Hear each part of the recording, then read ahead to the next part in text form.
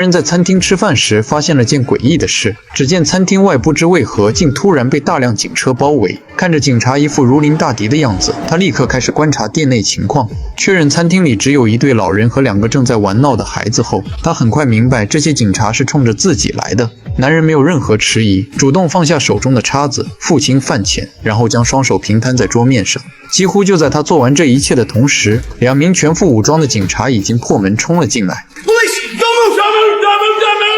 Don't you hear me cry? Now, we're going to slide out from behind that booth, nice and slow. Do it now!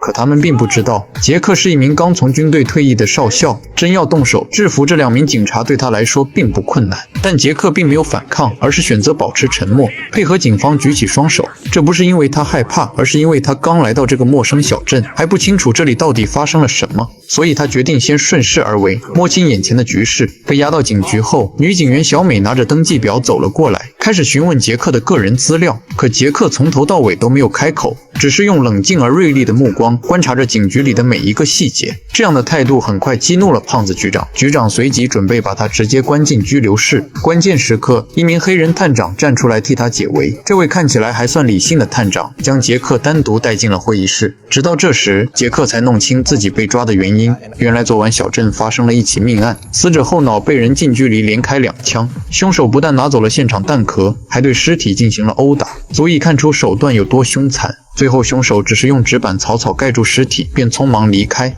而杰克正好是今早刚来到小镇，下车地点又离案发现场很近，所以警方自然把怀疑对象锁定到了他身上。让探长没想到的是，杰克只是听完案件经过就判断凶手并不止1人，而是3个人共同作案。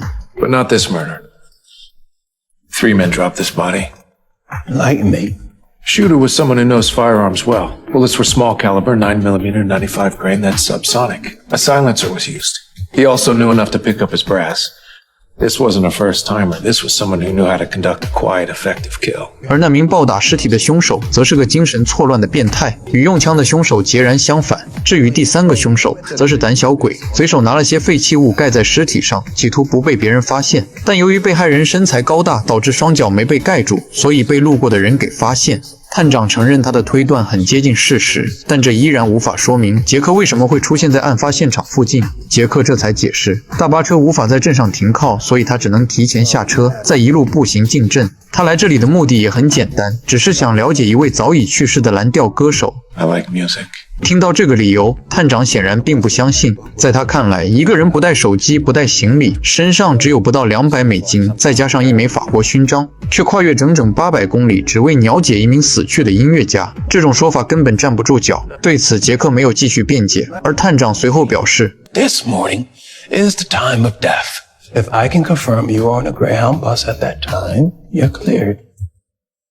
Until then, you're in the holding cell. 说完，他又拿出一张从死者身上找到的电话号码，并告诉杰克，在确认这个号码和他无关之前，他同样不能离开。Hello， 大家好，欢迎来到九公子探影的电影频道。今天给大家带来的是《侠探杰克》第1期。杰克随后被关进了拘留室，可让警方意外的是，系统里竟然查不到他的任何资料，网络上也没有社交账号，甚至连驾照信息都不存在。唯一能确认的就是他父母已经去世，还有一个同样退伍的哥哥。女警罗斯得知这些情况后，也对这个神秘的大块头产生了兴趣。她不仅主动给杰克送来一杯咖啡，还安慰他说不用太担心，只要那个电话号码不是他的，很快就能被无罪释放。可他话音刚落，探长就从外面走了进来，因为电话号码已经查到了线索。原来号码的主人叫保罗，是一名银行家，而且没有任何犯罪记录。面对警探的询问，保罗的回答也显得十分镇定。可当他看到停在外面的那辆黑色轿车时，整个人瞬间慌了，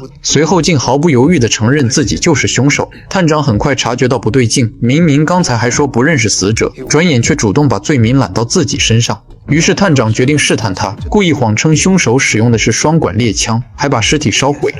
And then burnt the body. Yes, I did. 听到保罗接下来的回答，罗斯和探长心里已经有了判断，保罗根本不是凶手，他是在替真正的凶手顶罪。为了调出真正躲在背后的大鱼，探长把保罗带回了警局。这样一来，杰克的嫌疑似乎已经被洗清，当场就被放了出来。可杰克刚准备离开，探长又突然叫住了他。You want to run? Go for it, but I doubt you're that fast or that bulletproof. I was just cleared. One guy lied about killing another guy. That doesn't clear you. 杰克一听，火气立刻冒了上来。有人主动认罪，你不相信，反倒还觉得这事和我有关。探长却认为保罗没有任何犯罪记录，不可能无缘无故认罪，一定是受到了杰克的威胁，才被迫承认自己是凶手。杰克听完直接翻了个白眼，提醒探长应该先查查自己手下的人，因为保罗刚进警局时曾和那名警员长时间对视。You're always so confident in your theories. As confident as I am that you went to Harvard, you're recently divorced, and you quit smoking in the last 6 months. From all appearances, you're well educated, but you took a job in the middle of nowhere with people that look nothing like you. You're stubborn, you have a chip on your shoulder, you don't care if your coworkers like you. A guy like that doesn't go to BU, he goes to Harvard. About going to Harvard?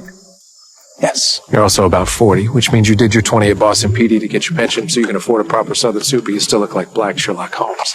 Means no woman in your life making sure you dress right. Death or divorce. At your age, divorce is a higher probability, but you still wear the ring. By the wear on it, you play with it, obsess over it.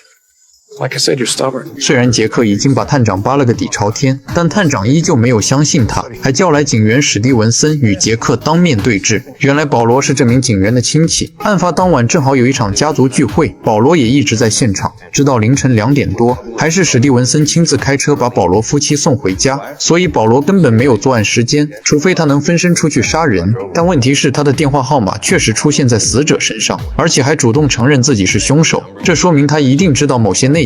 于是探长决定先把人关起来，再慢慢审查。可让杰克没想到的是，自己明明是在帮忙查案，却也跟着遭了无妄之灾，最后和保罗一起被关了进去。因为在警方眼里，他的嫌疑还没有彻底排除。然而事情并没有按照探长预想的方向发展，两人刚被送进监狱，就立刻遇上了麻烦。杰克体型高大，一般人不敢轻易招惹，可白净瘦弱的保罗很快就被囚犯盯上了。不知什么原因，他们被关进了终身犯所在的区域。这里的犯人常年见不到女人，像保罗这种看起来软弱的小白脸，自然成了他们眼中的目标。杰克提醒他一定要小心，可话音刚落，几个壮汉就走了进来。为了防止保罗逃跑，对方先让他脱掉鞋子，随后又让他摘下眼镜，免得等会弄伤自己。看到保罗这么听话，壮汉立刻判断他是个好欺负的人，于是不再遮掩，直接逼他配合。可还没等他靠近，一只大脚就挡在了他面前。这时壮汉才发现房间里竟然还坐着另一个人，但他并没有把杰克放在眼里，仗着自己人多，还嘲讽杰克像只大猩猩。殊不知自己已经死期将至。 So you and your friends can leave now,